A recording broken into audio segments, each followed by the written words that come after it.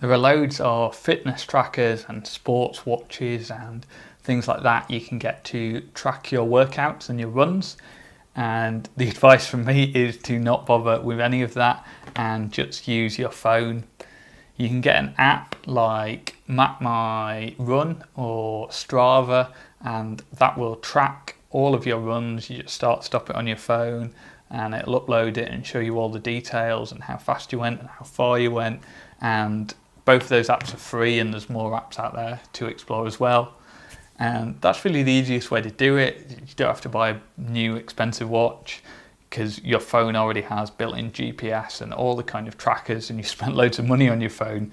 So why would you go off and spend another few £100s on a watch when your phone does everything you need?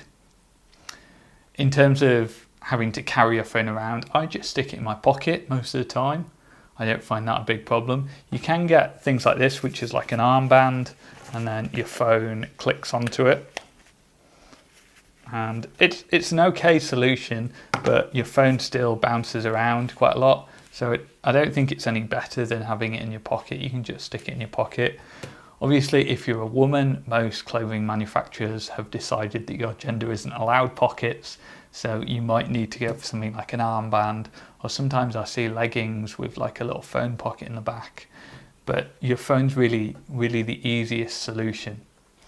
Now I do use a sports watch. I use a Garmin Forerunner, but there are lots of different good brands out there.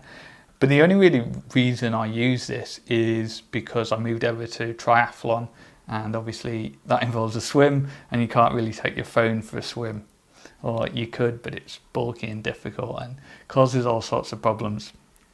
So now I use a watch, but honestly, if I hadn't moved over to triathlon and I was still just running, I would still just use my phone, because these things are expensive. It's another thing you've got to constantly charge, and it's just a lot easier just to use your phone to track everything.